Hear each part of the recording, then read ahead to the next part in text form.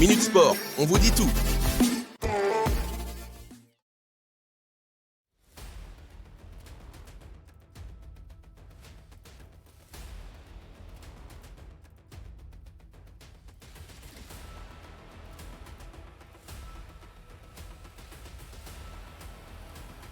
En Ligue 1, Kylian Mbappé s'est confié sur son avenir.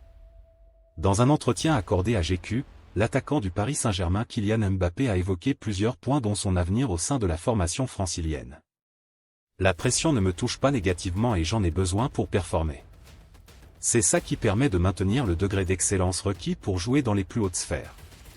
Le capitaine est le garant et le messager d'un groupe et j'ai aujourd'hui le devoir d'aller au contact de chaque joueur pour m'assurer que tout le monde se trouve dans les meilleures conditions pour aider l'équipe.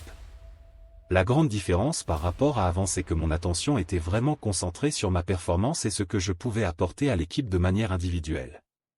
Être capitaine, c'est une nouvelle vision du foot. Beaucoup de grands joueurs qui ont marqué l'histoire du football ont quitté l'Europe cet été et nous entrons dans une nouvelle ère du football. C'est le cycle normal de ce sport et à un moment ce sera à mon tour de partir. Ces changements ne me préoccupent pas et je pense simplement à poursuivre ma carrière en suivant mon propre chemin. Devant subir une opération du pied, possiblement au Qatar, Gabriel Moscardo devrait reprendre la saison avec les Corinthians avant de rejoindre le PSG l'été prochain, selon des informations du Parisien.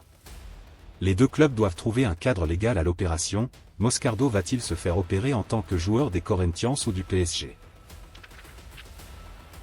L'arrière-gauche brésilien de l'Olympique de Marseille, Renan Lodi, s'est engagé en faveur de la formation saoudienne d'Al Hilal.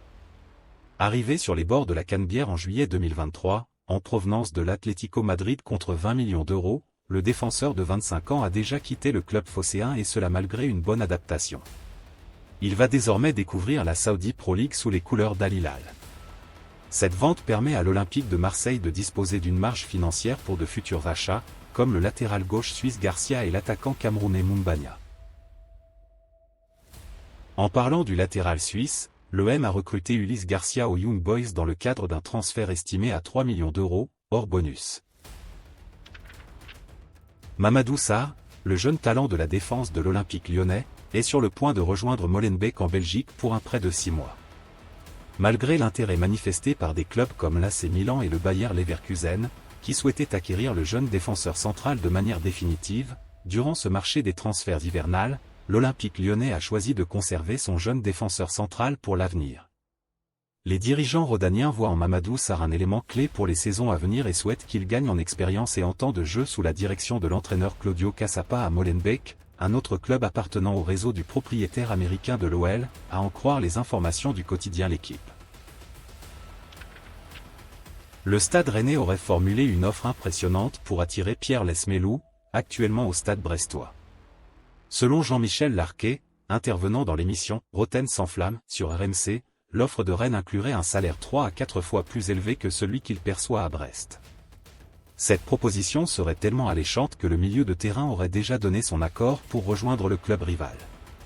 L'approche agressive du club rennais aurait provoqué l'ire de Denis Le Saint, le dirigeant de Brest, en raison de la façon dont elle a été menée.